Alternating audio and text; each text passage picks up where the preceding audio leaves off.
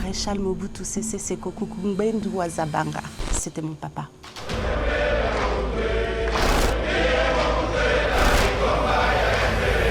Bonjour Brut, je suis Ndagbia Mobutu. On a une photo de vous qui est très connue, de vous sur le perron de l'Élysée avec le président Mitterrand. Alors, je me rappelle de ce moment, mais pas dans les détails. Je me rappelle également que le président Mitterrand s'est montré très doux et très gentil avec moi. Mais je me demandais un peu ce que je faisais là quand même. Une enfance pas banale du tout. On se promenait toujours avec des gardes du corps. J'allais à l'école, j'étais en classe, le garde du corps était devant la classe. Il y avait des élèves qui me demandaient « c'est ton papa qui est derrière la porte ?» Dans l'adolescence, pareil. Je dois aller au cinéma, je suis avec le chauffeur et le garde du corps. Il y a des personnes qui viennent à la maison, ils sont contrôlés. J'ai beaucoup aimé l'internat. La Suisse déjà recueille beaucoup d'enfants de partout. Donc on est tous logés à la même enseigne, sans nos parents. Quels sont vos souvenirs de ces vacances scolaires au Congo? Oh, c'était super. On retrouvait tout le monde. Il y avait les frères, les sœurs, les cousins, les cousines. On était toujours... c'était une colonie de vacances, au fait. Et la plupart du temps, c'était pas à Kinshasa qu'on allait. C'était à Gbadolité, au village.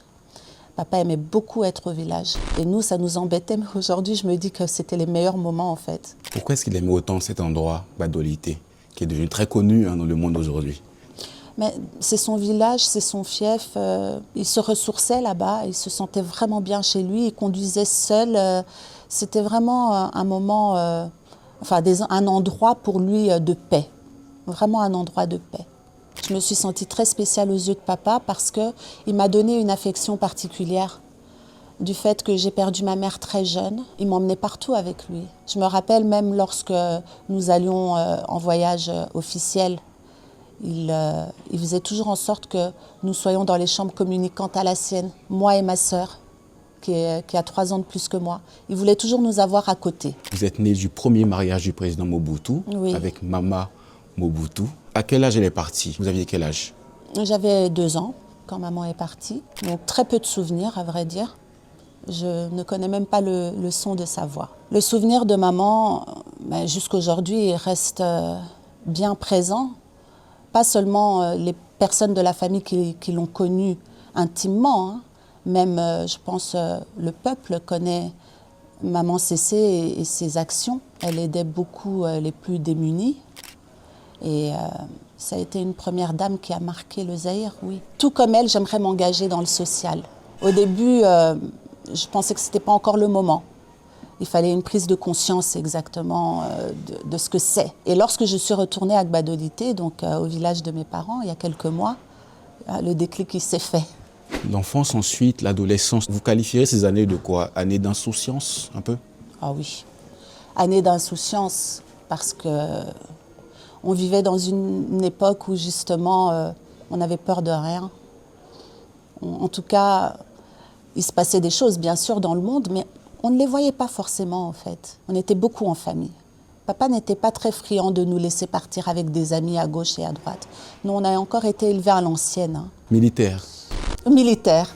Donc la discipline, le respect, les valeurs de la famille, ça c'est le mot d'ordre.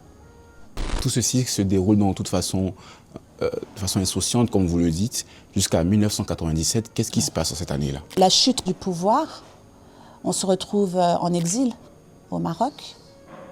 Papa décède. Et là, la vie, elle change complètement, complètement. Vous étiez très entouré, j'imagine, lorsqu'on est une famille présidentielle. Est-ce que le monde part à ce moment-là? Ah oui. Oui, il y en a qui restent encore pour voir qu'est-ce qui va se passer après. Mais il y en a beaucoup qui partent, qui quittent le bateau. Les gens avaient peur de dire qu'ils nous fréquentaient ou qu'ils nous fréquentaient toujours. Et bon, je ne peux pas leur en vouloir non plus, hein. Mais c'est vrai que ça fait mal. Que ça fait mal. Donc, votre père décède, qu'est-ce qui se passe pour vous après? Alors moi, je quitte le Maroc, je vais m'installer en Côte d'Ivoire. Je me lance dans l'entrepreneuriat et ça me convient. Ça me convient, ça me permet de passer à autre chose. Ça me permet d'essayer d'être Madame Tout-le-Monde.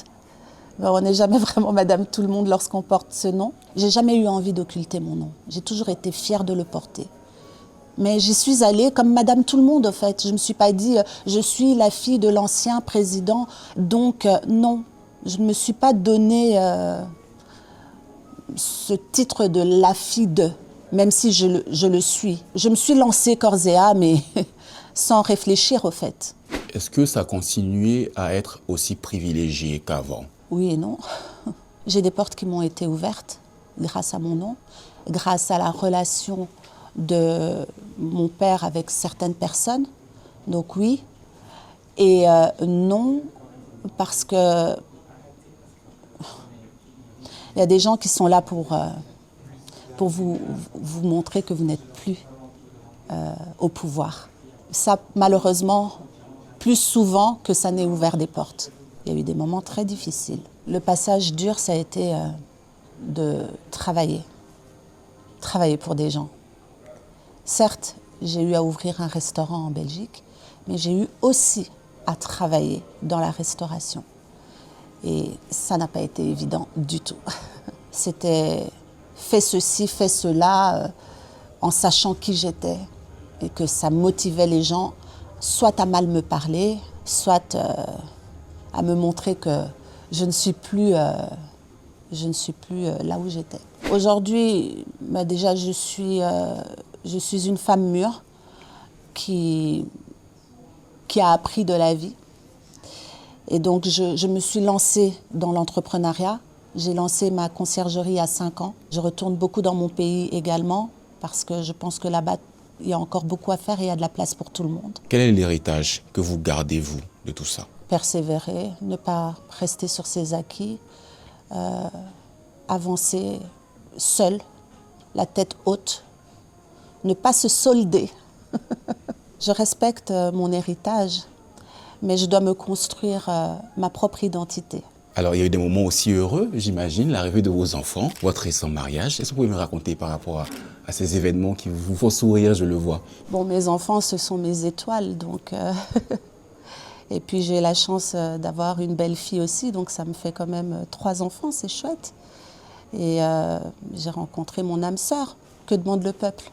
Qu'est-ce que vous pourriez dire, ou qu'est-ce que vous voulez dire à tous ces Africains, ces Congolais, qui vous verront aujourd'hui, qui ne vous ont pas vu depuis très longtemps, et qui se rappellent évidemment de ce nom? Disons que je suis une femme simple, humaine, avec mes défis, avec mes forces. Et j'apprends de mon expérience. Il faut me laisser me créer ma propre identité. Même si je suis toujours fière du nom que je porte, mais mon identité, je la construis. Et ce qui est important pour moi, c'est la femme que je suis chaque jour et que je suis en train de devenir chaque jour.